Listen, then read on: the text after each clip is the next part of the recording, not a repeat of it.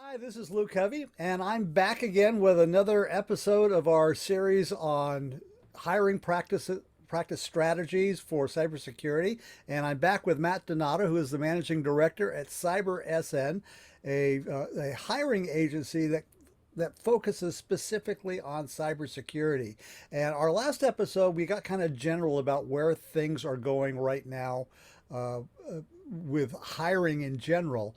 But we're going to kind of drill down here because the last episode, Matt mentioned that you need to get on the same page. So, Matt, what is it? What is the same page, and who are we? Yeah, through the lens of cybersecurity, depends on the maturity of your program. If you even have a program, some organizations are so small to where they have maybe one, two resources. So that type of need and fulfillment, if you will, is different than that of a larger security program. But regardless, if you're small or large, doing an analysis, a gap analysis, and a capability analysis on what you have, coupling that with having a vision of where you want to take. Are you just looking to stay out of the media and avoid being compromised, or are you looking to enable security to be part of your strategy, be part of your value proposition? And so understanding which camp you're in, it could be a combination of the two. Understanding where you want to be versus where you are, and how you're going to get to where you want to be in the 2 to 3 year time frame.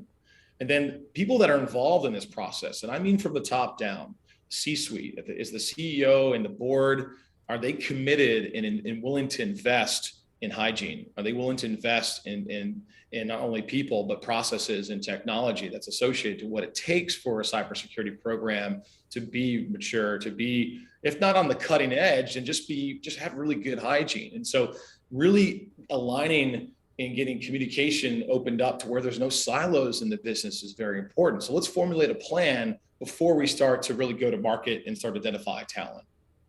Okay, well, let's talk about let's drill down a little bit more into the we. I mean, there are a lot of things going on here. And yeah, you said that we need to get people on the same page, which requires coordination. So the question I have is who has the responsibility for coordinating all those stakeholder concerns? Is it HR? Is it the CEO? Uh, who who's in It could be. who gets us Yeah, there? it's a great question. And I wish I had an easy answer for you because it really depends on size and scale of an organization. But at the end of the day, if we're talking about small to mid-sized businesses, it's ultimately going to be the CIO, or it could be the COO, it could be the CFO. HR just really is a conduit to facilitate and ensure that there's compliance and kind of managing some of the elements of that. But at the end of the day, it's the stakeholder.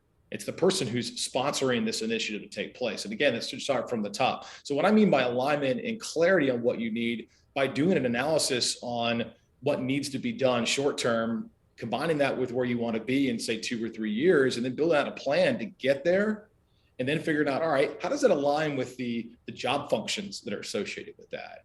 And let's get really crystal clear on what's most urgent and important, like what has to be done on a day-to-day basis, and then kind of really unpacking that job functional responsibility. Once you scope that out, that's going to be a very telling overview of what you need, whether it's a practitioner, individual contributor, engineer, or if it's a manager who could be a hands-on leader, player slash coach, or do we need an executive to come in who could really own this, present to the board, present to our investors if we have them, really manage everything at strategic levels, but also can get it down in the ground levels and can build out a team. So again, it's all really depends on the size and the scale of your organization to be able to fully answer that in a more concise manner. That sounds like a tough job.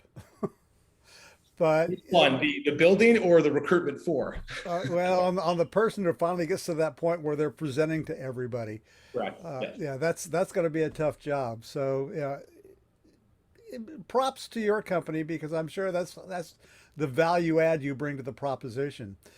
But we're going to end here, and we're going to get ready to talk about our last episode here, where we're going to look more directly into the candidate experience because we can get ourselves organized as much as possible, but at the end of the day, we've got to impress somebody to make them want to come on board.